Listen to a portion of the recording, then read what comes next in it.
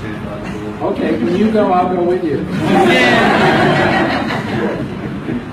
Thank you, Barbara, and also the faculty of the school, and also all of you who are here this evening. I really, really appreciate the opportunity to speak with you about something that I'm rather passionate about. I'm the survivor of two children who grew up through their teenage years, and perhaps you also have had children grow up through the teenage years. They not only grew up through the teenage years, they managed to get through their 20s. They're now in their 30s. One of them is the amazing mother of my one and only grandchild, and that's going to be a talk someday, whether or not you've got a grandchild. Any other grandparents here? Isn't it incredible? Isn't it incredible? Let me give you the not-so-secret of being a grandparent. It truly is. You know how you love your children now? Right? You do, right? Maybe I shouldn't have assumed that. Someone's going like this. Not today, I loved them yesterday. I get it. The thing about being a grandparent is it happens instantly. You realize it's love without any responsibility. It's like nature says to you, okay, you really messed up the first time. You know, if my two kids were here, they would tell you, this guy talking to you tonight, he is so not a saint, and they would be right. You know, you really messed up the first time. It's not that nature gives you a second chance. It's a little bit different. You don't have to do anything the second time. There's no responsibility. You just get to do nothing but enjoy. It's incredible. And I'm now blathering like all my grandparent friends used to blather. I swore I would never blather. You know, you look at your grandchild, I'll say one more thing. You look at your grandchild, just to give you a sneak preview, because there is life after adolescence. And you look at your grandchild, and honestly, your brain turns to jello. It's just incredible. I look forward to hearing your jello moments. Those of you who are parenting this age group, teens, who are in the room with 7th and 8th grade level kiddos? Okay? And then the rest of you, anybody 9th and 10th? Okay, thank you. 11, 12? And post-high school? Certainly some of you. Okay, great. I honestly think, and I wasn't kidding, when you leave I'd like to go with you, I think as parents of teenagers, we for sure all need to go out and have a drink together. You know, I really do. I see a couple of teens in the room, and just forgive me, one day you'll get with this program too. It's an incredible experience, but it is, I call this ready or not. You've got an adolescent. So go on, please. So I want to talk to you this evening a little bit about adolescence and Montessori secondary education, but in the context of the future. And I really love this image of the next exit, the future, the next exit. You see, the way you and I went to school, and I know we're just meeting each other, but we went to the same school. Confident, unless you went to Montessori, in which case I'm going to be forever jealous. The kids here this afternoon testify that I didn't get a chance to go to Montessori, and I still haven't forgiven my parents. And if you were like me in school, I did really, really well, and I was really, really bored. Anybody else that way? I mean, I remember still painfully watching the second hand not move. Not move, right? And traditional schools right now are so smart. They know that's torturing kids, so it's all digital clocks, right? But there's that blinking colon that's not blinking, right? That's how boring that traditional school. Was every day in my schooling boring? No. Mostly the times that were not boring, particularly when I was in middle and high school, were times when I was not in the classroom. You know, that nothing was happening. Or what was happening finally, why we went to the same school, is we memorized, right? We memorized. And let's be honest, we did pretty well. We actually turned out pretty well. You know, I have a PhD, and I'm doing the career that I'm doing, and you have the careers and lives that you have. We turned out really, really well. But I'm here tonight to insist that given the nature of the future now, A memorization-based education will not serve your children well at all. And the good news for your children is they're here. This is not a memorization-based approach to learning. I had a fabulous day today. I honestly want to boast on behalf of your teachers, and I want to boast on behalf of the school administrators, like for sure Barbara. Your school is wonderful. I was saying to the teachers this afternoon, I wish I had 10 months just to be here every day. Have a kind of so unscientific test for a Montessori school, and you all passed the test. And I'm not just saying this is not true of every Montessori school. You can walk into Montessori schools and it feels almost right away like a Montessori school. Yours does. Yours does. What's that feeling? Focused, purposeful, as young as 2 and 3, all the way to the older ones, the ones who are in 12th grade. Purposeful movement. Of course the kids are laughing, of course the kids are jostling and joking, of course there's teasing and kidding, but on balance, there's this sense of they know what they're doing, they know what they want to be doing, they're not afraid to find out how to do more and how to do further. There's this undeniable purposefulness in a Montessori school. As a professional educator, I've been a university professor just across the river down the road in Lexington for a number of years. I adjunct at teaching graduate courses at Northwestern for a couple of years. I've been in public education and private. I've been a school administrator for a long, long time. Started as a classroom teacher with 3 to 6-year-olds and then jumped to 7th through 12th grade in Montessori secondary. With all of this background, I've had a lot of time in non-Montessori schools. That's a different world, and you know that. You know that. It's a different world in which still memorization is the mode of learning, and that's a tragedy. That is a mistake because of this future. We're at a fork in the road, and this fork in the road is discussed and talked about in many, many different ways. So basically, the reason we memorize is because we grew up in a kind of 19th, 20th century environment, a time in what our parents knew and what our grandparents knew was going to be good enough for us. Because the expectation was our future, when we became adults, would look more or less like their adult lives. So what they learned and how they learned it served them would certainly serve us. Well, it didn't turn out that way. It's not turning out that way. This fork in the road, this kind of dotted gray arrow suggesting too many of our traditional schools are still going in this memorization mode. That fork in the road actually happened probably somewhere in the late 60s, early 70s. But now it's really, really happening. How many of you live and work a profession in which what you're doing now doesn't look anything or doesn't look a whole lot like what you might have done a couple months ago or a couple of years ago, or some of you in those hugely, massively changing. These last number of years I'm living in Minnesota. I've been head of school in Rochester, Minnesota. As much as I wish Rochester, Minnesota was known for the Rochester Montessori School, it's actually not known for the Rochester Montessori. It's home to the Mayo Clinic. And so I would ask this question routinely of parents who work at Mayo, and I can't even pronounce what they do. It's something to do with invisible robots that nobody can really see, that are this biotechnical, I don't have any idea what they're talking about, but they're saying to me, what we did last week isn't what we're doing this week. That's how rapid some things are changing, and that's my point. This fork in the road represents that we live now in what I will call an ever-changing future. We memorized because what we needed to know and how we needed to know it was supposed to serve us well in our adult lives, and we turned out fine. I'm making the case for Montessori. Your children don't live in that world. In a world that changes all the time, memorize what? And memorize why. Look, there's more knowledge in this device than there will ever be in this head.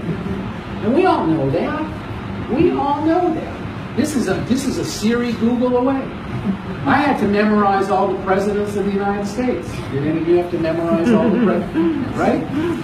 You know what we learn when we memorize? Two things. Two takeaways, and we turned out really, really well. Compliance. The teacher is like being in a factory. We were assembled. In fact, it's called a factory model of learning. It's called.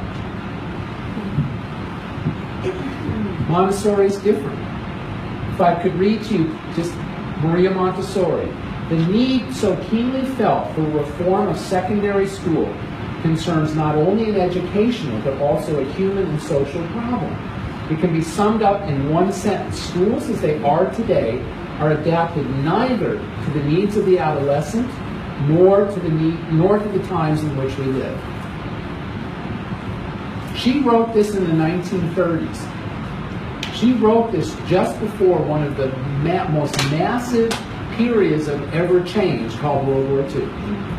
This is just as true today as it was then. The times in which we live are changing so massively. And so the traditional school, not adapted to the needs of the adolescent or to the times. So, I don't know, that's not me, but that could have been me. That's what it looked like, right? It's a factory. The teacher was the manager. We were literally assembled year after year after year. But that's not how children grow. Children don't grow in a linear way. You know that. It's a very cycle kind of a thing. We grew up in a world that was predictable. My father worked for the same company. Very proud when he retired, very proud of that company, which no longer exists. That's not his fault. It's just the world. Everything is being disrupted. Everybody was supposed to look and act more or less like everybody else. That was never true, by the way, but that's what we sort of talked about. And here was that promise. Remember saying to your teachers, why do I need to do this? Why do I need to know this? I asked that. I was basically told to stop asking, sit down, comply. That's part one of memorization, comply. The other part of memorization is more damaging. We learn how to forget. I had high grades. I really mastered forgetfulness. Unless you have a photographic memory, which I don't have, how much of what you memorize for those quizzes and tests do you really remember? No, I'd have to go. Isn't that astonishing? We have graduate certificates from high school, college, graduate school. Proudly on the wall, I went to the University of Forgetting. Now think about that. The good news is today, you and I and our children, everything's a Google away. What are the presidents of the United States? They'll come up faster than I can recite it. I don't have to memorize, and I have to memorize. English is a ridiculous language to spell in. You have to remember all those spelling rules. We do teach memorization in Montessori, but we teach something more important and more lasting for a world that changes all the time. We're teaching your children how to think. I was not taught to think when I went to school. Memorization and thinking are very different. So a factory model, each year we got a little bit more assembled. We were interchangeable. It didn't matter that you were your person or you were your person. We were all told, remember this? Take out this book, turn to this page, ready or not, like it or not, interested or not. You do number one, you do number two. You were smart because you were not listening to number one and two because you knew you were going to be number three. I'm the compliance teacher, right? So I come along and say, would you do number three? And you're going, what? I was ready for number three. You were working on number four. Teachers kept us thinking, right? No. The ability to memorize was how the teachers knew that we were assembled, because we had to give back what they gave to us. How many times did you solve a math problem in a different way and still get it wrong? You got the same answer, but you were marked wrong. All the time. Today, if your children aren't being asked to come up with a different procedure, your teachers are getting it wrong. Today, it's about being innovative. It's about being creative. It's about being thoughtful. It's about being compassionate. It's about being respectful. That's a different agenda of life than how we grew up. It's all digital. So So today, yep. Tomorrow always changes. This idea of an ever-changing future. Turns out we're not the same. It turns out no two people learn in the same way. How many of you have more than one child? Okay, you know this, right? You know this. I shared this with the teachers this afternoon. God, I love my son. You got to know that. I love my son. He's a successful manager of jazz musicians. Some of his artists are Grammy-winning people. He went to Montessori age 2 through 8th grade. He would have gone to 12th grade, but Lexington, Kentucky back then didn't have a Montessori high school for him to go to. So he did all the way through 8th grade. Turned out he got a whole lot from it. And I love what he does. Do you think I understand my son? Not at all. not even remotely. I'm proud to share with you, come this June, my wife and I will be married 40 years. I don't understand her either. They think in such a different way. Thank God for my daughter. Thank God for her. We don't even have to talk. We can just kind of, and we know exactly. I don't know if you have children like that, where you sort of, your children could be a mixture of stuff, and of course my kids are, and all of that. I just want to illustrate the point. Really, no two people think the same way. Not only that, no two people learn in the same time frame. And you and I grew up in a like it or not, ready or not, interested or not, give back on demand. And this is tough to beat as parents. How many times do you look at your child's report or work product, stool product, and say, oh, what, huh? Right? And on the one hand, we can say, yep, I get it, you're a different person, you learn in your unique way, you learn in your own unique time frame, and are you kidding me? Right? We speak insanely, don't we? It's really hard to break free of our own education. I'm guilty of that. My children will tell you he didn't practice what he's preaching. Today we live in a world where information is growing exponentially. That's why it's an ever-changing future. We can't possibly keep up. Memorize what? Memorize why. It's all here. And communication, of course, being instant. These are some of the causes. So, go ahead. I'm not going to read all of this, but what your children need more than anything else is high-level cognition. That means thinking. You should be asking your kids questions like this at home. How'd your day go? And if you get more than them, okay. Keep going with it. Don't sell them out. Do you have any ideas today? Don't judge. Don't evaluate. That's how we went to school. We were brainwashed to judge and evaluate. Don't do that. Don't do that. Say to your kids, do you have any ideas today? You'd be astonished. Don't judge. Don't evaluate. Don't say to them. Say it to yourself. Are you crazy? Don't go there. Don't go there. They need you to hear them. They need you to accept them, crazy or not. What do you want to do with that idea? What did you do with that idea? What would you like to do? Maybe they're not ready to do anything. That's where it starts. That's where it begins. Being able to think. What did you discover today? Would you do it again differently? You're asking them questions where they are learning to reflect, where they're learning to think about what happened, where they're learning to assess and come up with their own understanding of what's going on. We're there to impose limits, but limits doesn't mean that we have to deny them a chance for them to exercise and think about what's important to them. They are now in a world where people are being paid to identify problems, come up with solutions, find those resources, plan, implement solutions. I've made a study very informally of a group I call Montessori graduates. People who started at age 2 or 3, had Montessori all the way through 8th grade or all the way through 12th grade. And I haven't asked thousands of people. I've only interviewed a small number, about 20, 25. Different parts of the world. They all say the same thing. They say that my new friends, when I go to either a public high school or a university, don't know how to do this. It's the number one thing they say. My new friends, they'll say something like, maybe they're smarter than me. They don't know how to do this. I learned how to do this in my Montessori education.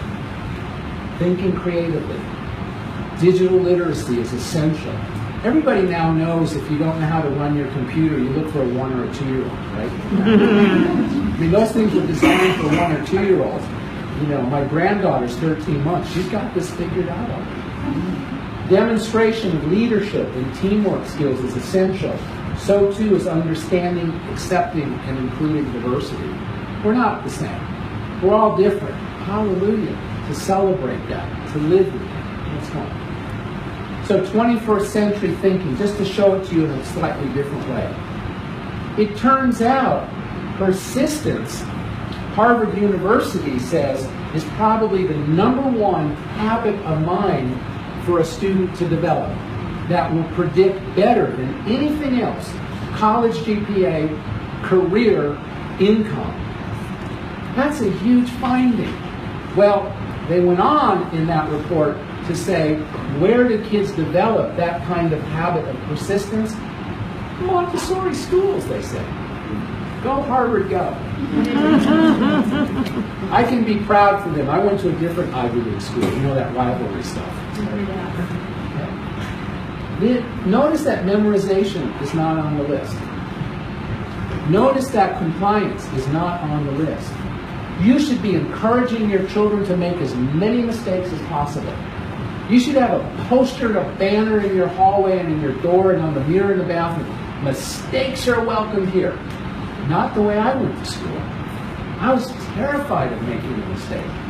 People would find out I don't know something, or I'm not very good at it, or if I make a mistake, I'm called a closed, fixed mindset now.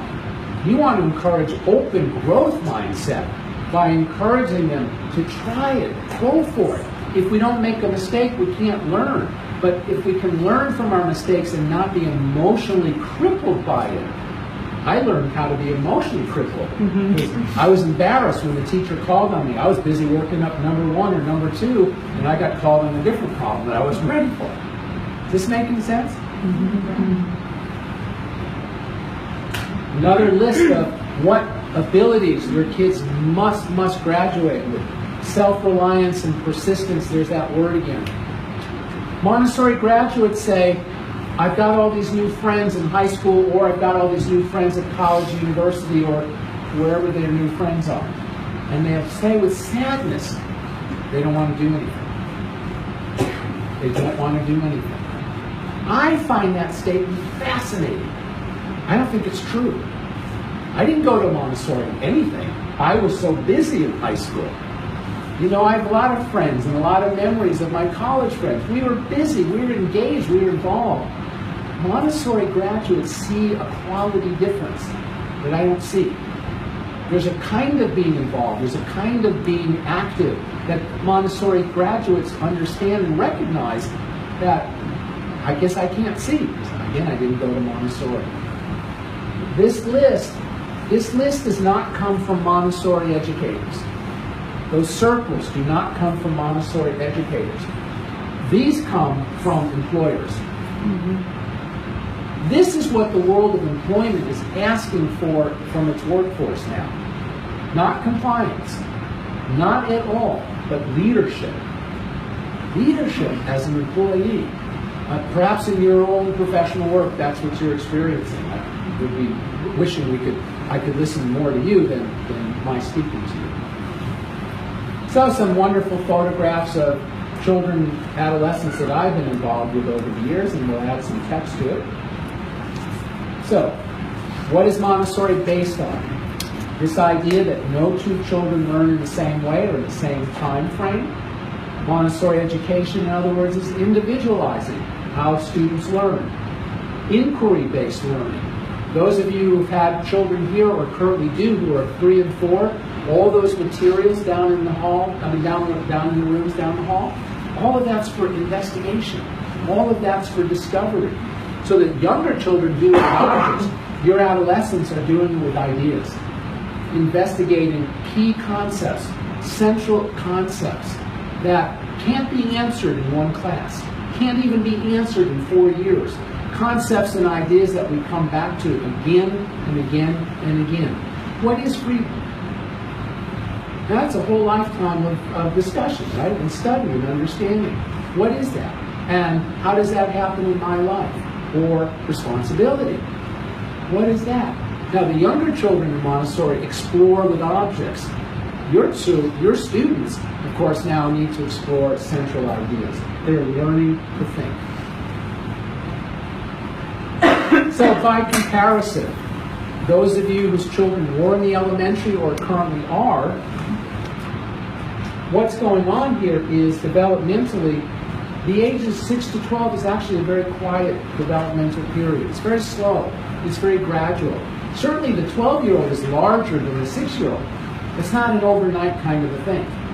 They are very inquisitive at this age, and they have huge questions. They want to know everything. I love Montessori elementary children because they chirp all day long. You know. They sound like birds. They're excited about their learning.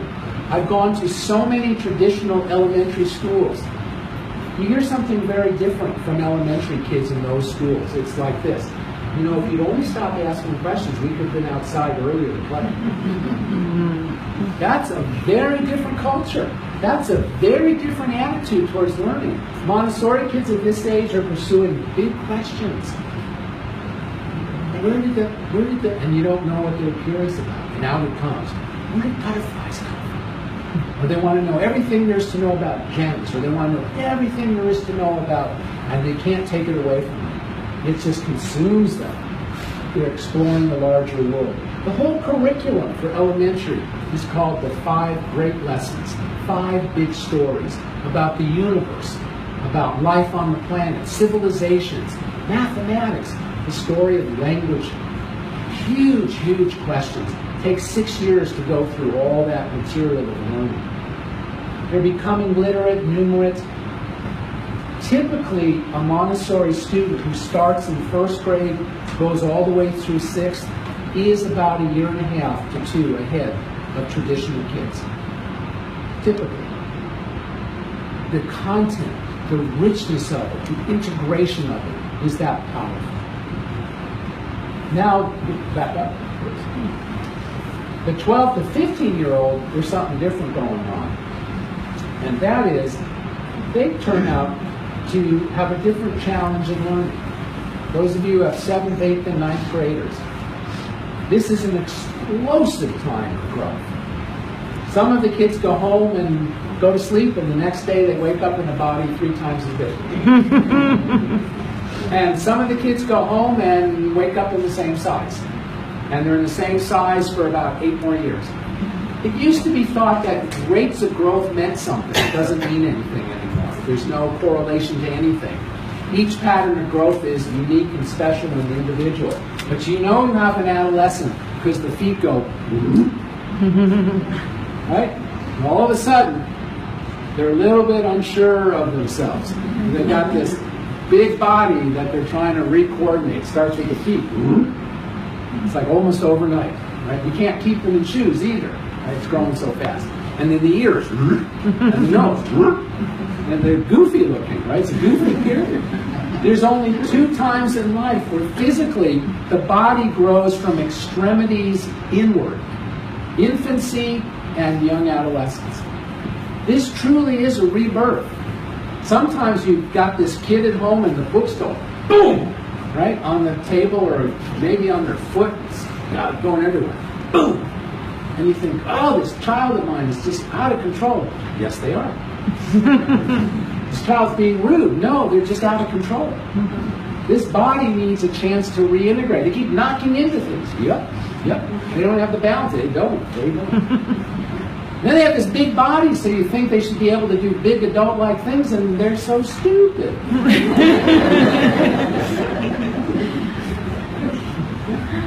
Well, no, they're not. But not only are they re-coordinating the body, the brain has to be re-coordinated too. So it turns out academically, they're restless during roughly age 12 to 15. Do you know that a 9, 10-year-old can sustain attention and focus on a topic forever? Your 12 to 15-year-old can't. It's hard to sustain and focus for a long time. This brain is reorganizing. This brain is restructuring. They can't do it. In fact, Neither can 2-year-olds. And there is this incredible parallel between a young adolescent and a toddler. You remember your child as a toddler? It's kind of the same, all right? Explosive and short bursts of attention and energy, and then everything's horrible. It's very toddler-like, because the toddler is going through explosive growth, and so is your young adolescent. I said, you know you have an adolescent because the feet go. The other thing that happens is they graze. Right? That furnace just cannot get stoked. My mother still tells the story. She's almost 90 years old. She still tells the story how in high school I would come home in 9th grade and sit with a friend at the table, and we would consume in about 15 minutes 2 gallons of milk and 3 packages of Oreo cookies. Fortunately, Mom knew nothing about nutrition. You know, we got to bring on the Oreo cookies. So, what does a Montessori secondary school have to look like? It has to have the parts and pieces that are responsive to the needs of the adolescent, just as the elementary and the early childhood have to respond to those needs. So, first and foremost is an adolescent community. Your students talk all the time. You notice? All the time. If they're not talking, they're texting. If they're not texting, they're info something. I can't keep up with all the internet acronyms anymore. Is that true? Right? And so did you and I at this age. Although any of you write notes? You know writing notes? I used to think notes should have been on triplicate carbon paper. Right? I never was. We wrote notes, the same as texting. Okay? Why do they talk all the time? It's their chief vehicle for learning. What do we as adults need to do? We need to get really good at listening. In part, they talk all the time because they don't listen very well to each other. In part, they talk all the time because they need the redundancy as a way of learning. How many times did they, as a 3, 4, 5-year-old, do that same book over and over and over again, or that same puzzle? Oh, that repetition is how the brain learns. They talk all the time because the brain is transitioning into that of an adult. The purpose of their talk is to further develop that brain. They're not yet adult-like brains, but they're on their way. So the adolescent community is a driver. I so enjoyed being with the adolescent community today here at the school. There's a maturity that I love to celebrate in a Montessori school that I don't see down the road at traditional high schools. I don't see the camaraderie, the support, the regard for one another. There's a distinct impression and a sense and a feeling here at the school of respect. And that's rare to come by, because you don't see it in a lot of traditional schools. You see little pockets, but to see it in the entire school, this truly is a wonderful school community that we have. Next. This age is engaging in academic studies, but we talk about it as personal, noble work. The job of a child is always to grow up. That's their work, is to become an adult. The adolescent is getting closer now, just by virtue of their age. Maria Montessori called noble work the investigation of these essential questions. Who am I? What am I here for? What's my contribution going to be? And these questions are gently and age-appropriately asked back in the elementary program. They're asked all over again in the secondary level in a deeper way. Because now, more than anything else, the adolescent wants to be. I can be, just as you and I as adults have become. I can be, fill in the blank. I can be a doctor, a lawyer. I could be an engineer, a bus driver. I can be, I can be, I can be. The little one who's 3, 4, 5, they say all the time, I can do it, I can do it, I can do it. Well, no, actually they can't. They don't have the coordination or the skills yet. We help them. The elementary child saying over and over again, I can know it, I can know it, I'm hungry for knowledge. The adolescent, I can be it. More than anything else, the adolescent wants to know, who are you? Who are you? This is different than mom, dad. This is different. This is, who are you as an adult? What does that mean to be an adult? Some adolescents aren't conscious of this. Some are very conscious. Some are frightened. Some are excited. There's a whole range in any given millisecond of how they are, and it changes. You and I have a mission. We represent the adult world. We represent what does it mean to be in the adult world. And we have choices all day long how we want to represent that. Honestly and truthfully, for sure. But we're the ones that represent, yeah, you have no idea. Just wait till you're in a million age. And gosh, I wish they dug a hole and put me in it right now. And sometimes, look, I'm smiling and I'm trying to make a joke, but we need to be truthful. We need to be honest. We know as adults it can be tough. It can be brutal. It can be really, really tough. And at the same time, we're the ones that are providing for our adolescents this entree into the adult world. I said to the teachers this afternoon, that's all that's going on all day long. Those adolescents here at school are just asking the teachers, tell me about being an adult. Tell me about being an adult. Well, we can be, what? A scientist? A mathematician? All of these professions. We're not going to help your children find careers in the next several years here. That's not the point. The point is, what do scientists do? What do mathematicians do? You and I memorize content. That's not enough anymore.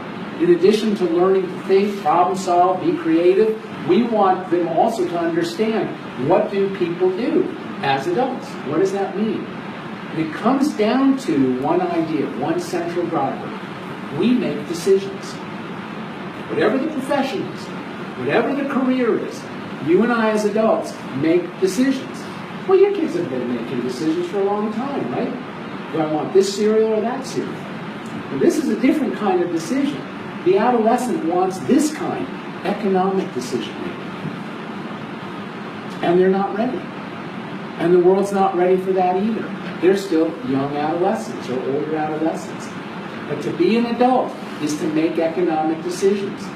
And to be an adult is to be able to anticipate the consequences of those decisions before the decision is made, positive or negative.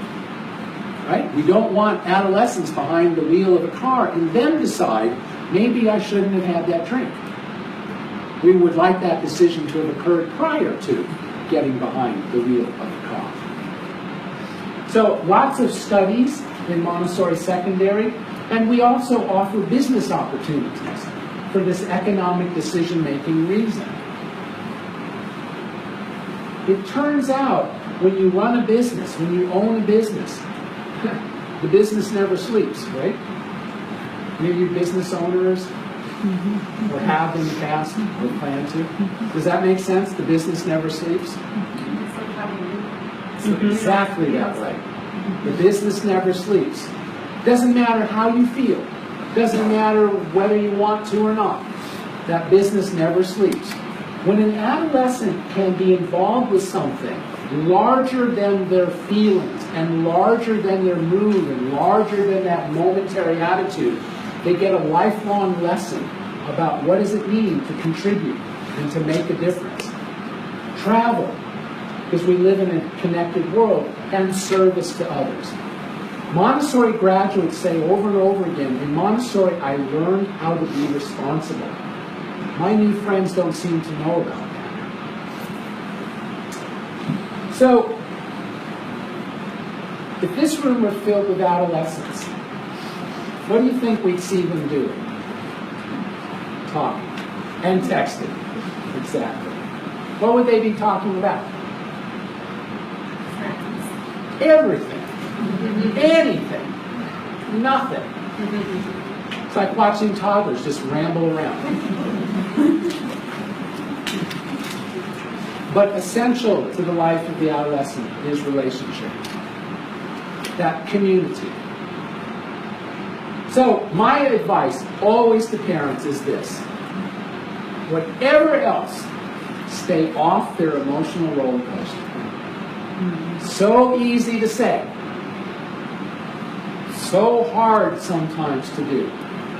But remember, A roller coaster always comes back. All you gotta do is put the seatbelt on and wait.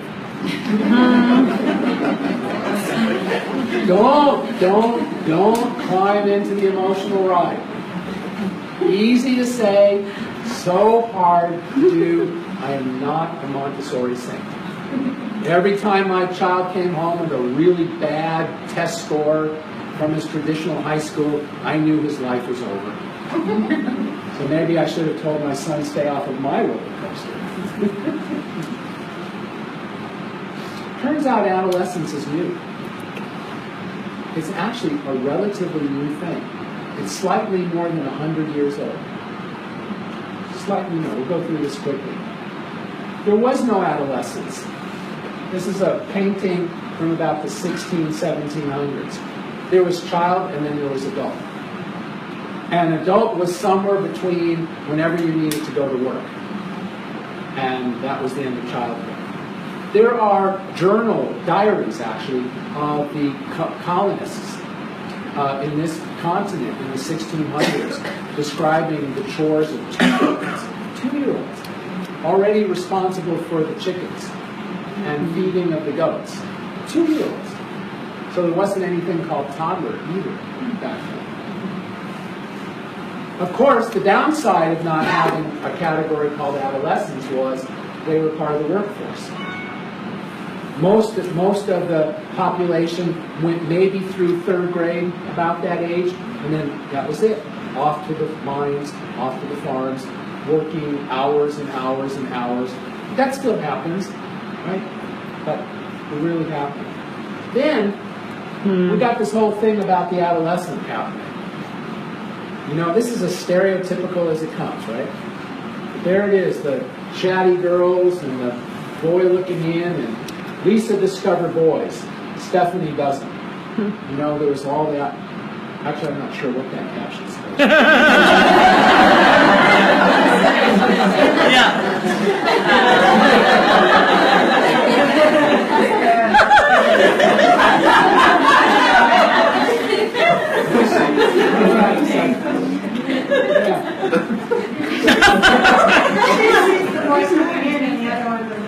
Yeah, I thought that's what it meant too. Her line of vision is a little. It's something to note. That's one context.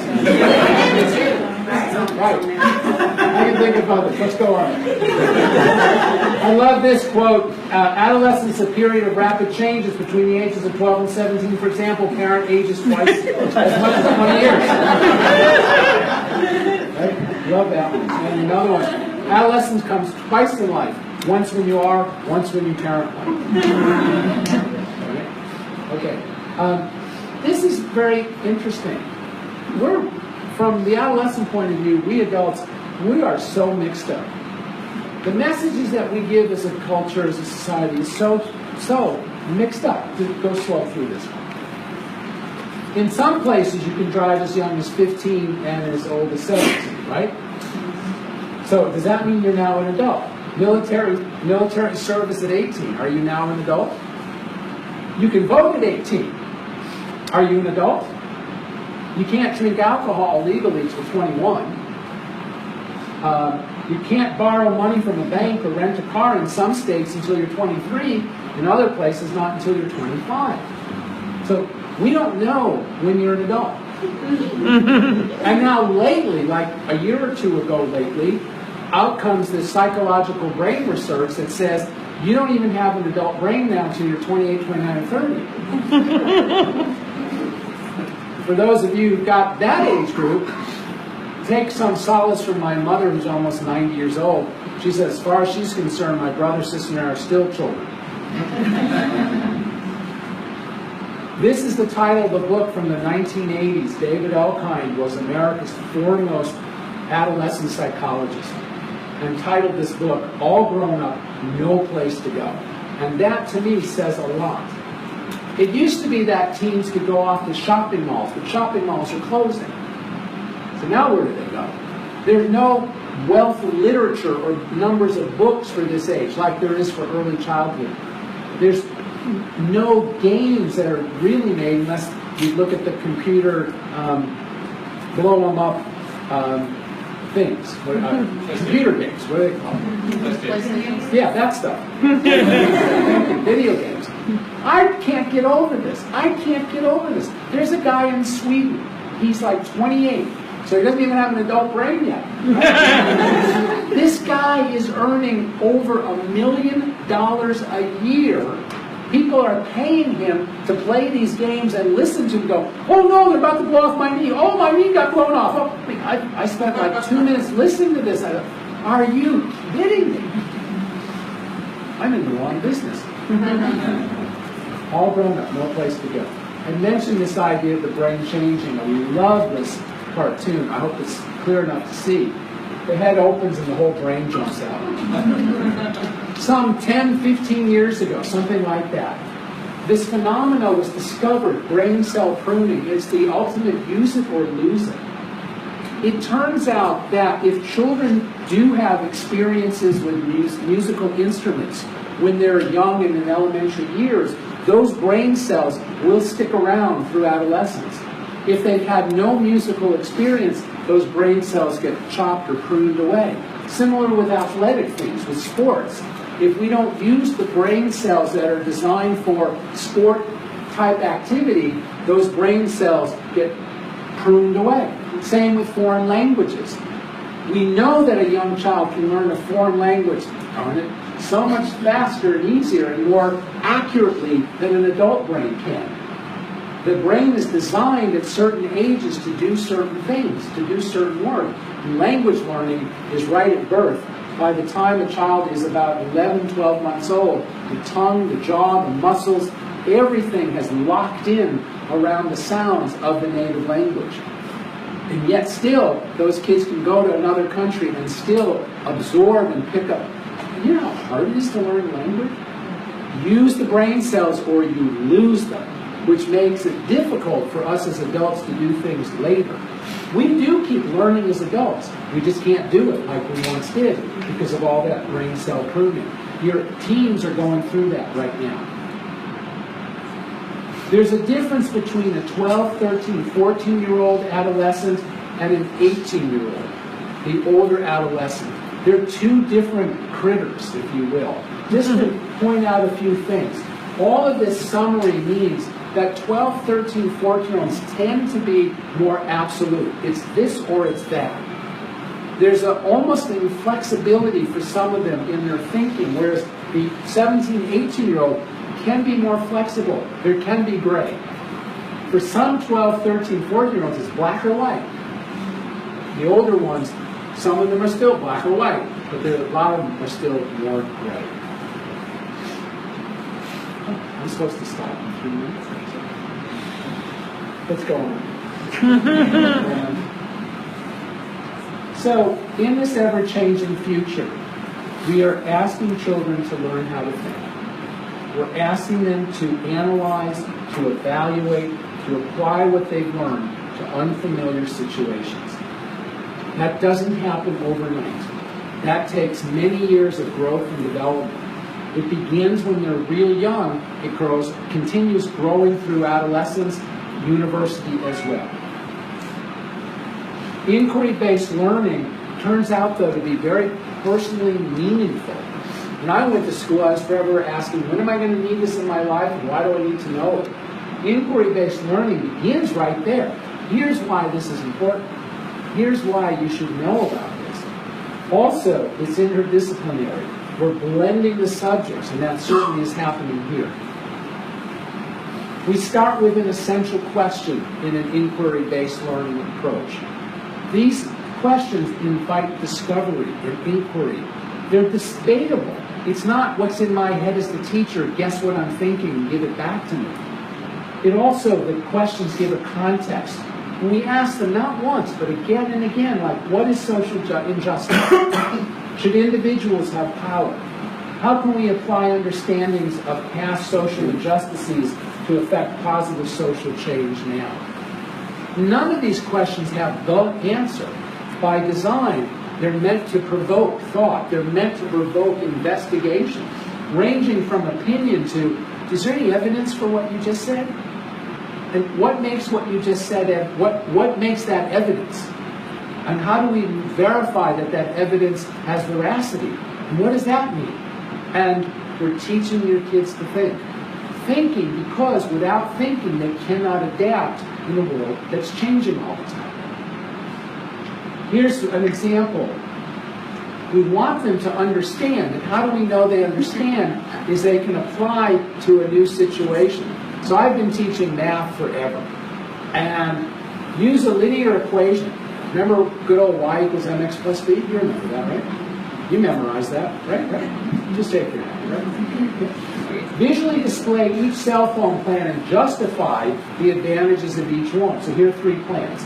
Basic plan, $29.95 a month plus 10 cents per text message. Plan 2, $90.20 with unlimited text messaging. And plan 3, $49.95 a month and 5 cents per text message. Which is the best cell phone plan?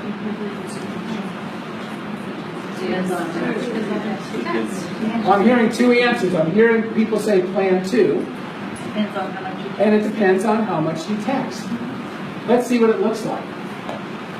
So there are the 3 plans graphed using a linear equation. See, I was taught to memorize y equals mx plus b. Nobody helped me understand that what it is it's a change, it's a way of measuring and predicting change over time. So here we have, this is the dollars of the plan, and this is the amount of text messaging. Which plan would you pick? And does the graphs answer the question? I mean, do they satisfy your answer?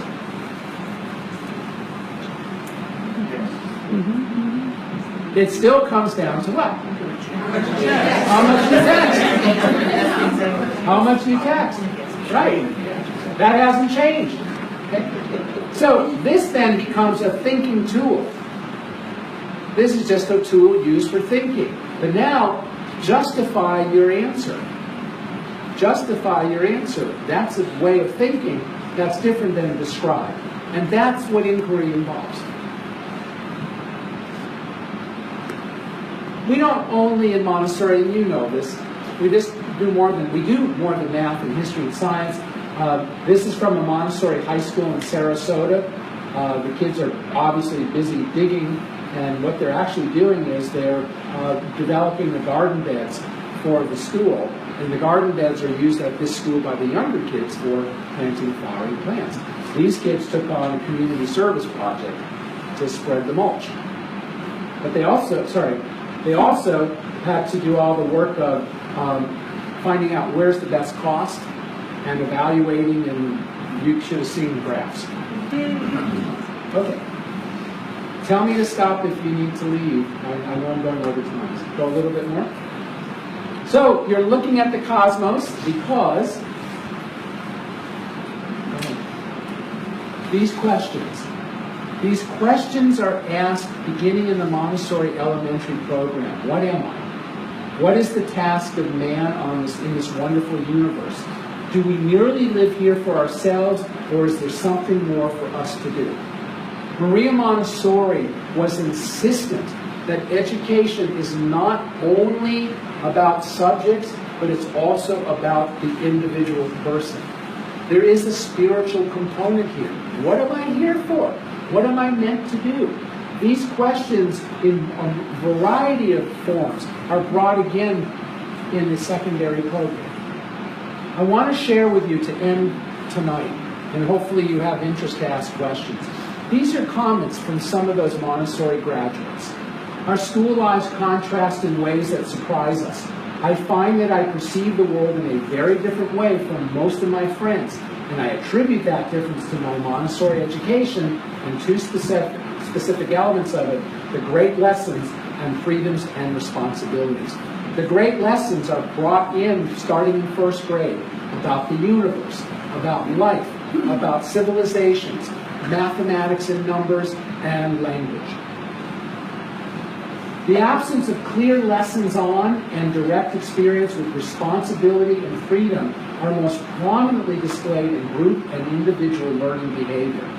More Montessori graduates have told me how much they do not like group work in traditional high school or college with people who did not go to Montessori. I've had people in Germany tell me this, who are 18 and 19, from their Montessori experience, as well as in this country. They really don't like us, those of us who didn't go to Montessori. Spending time in groups that lack this training, I can best describe as unpleasant, frustrating, difficult, and on occasion an ordeal. My son could have written this thing.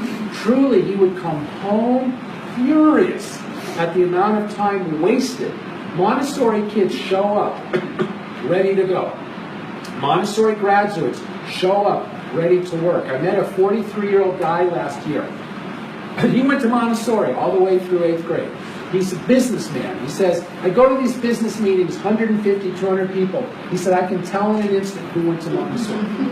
I said, really? I've been doing this professionally for over 40 years. I can't tell. How do you know? He said, it's easy. We're the ones that want to be here. I said, what? We want to be here. He said, we're curious. We want to know what's about to happen. We're the ones who can't wait to get started. That's exactly what I'm hearing 18, 19-year-olds today talk about all over the world. While participating in groups who have been taught and learned early the value and importance of personal responsibility, teamwork are best described as rewarding, pleasant, and enjoyable. Graduates that I've talked to, some 20 to 25 people, different parts of the world, use the same words, personal responsibility, and think they've been brainwashed. Students in Montessori are taught to ask the question, how can I make the world a better place? We do keep that in front of them. This is the fundamental difference in the Montessori curriculum. It teaches a higher purpose. It has taught me to strive to do noble works. Just a few other quotes from Montessori graduates. This is a student who went to Montessori all the way through the age of 18. And he says that in Montessori, there's very little chance to leave situations and much more opportunity to change situations. Many times people say, well, Montessori school is too small. Kids need to be in high schools of 5,000. No, they don't. You know what they do? They make little groups. They used to be called cliques. Today they're called cliques. I mean, the brain doesn't do well with 5,000. We all make small groups. In Montessori small school, you got nowhere to go. If you're being frustrated by someone, you can't go home because you are home.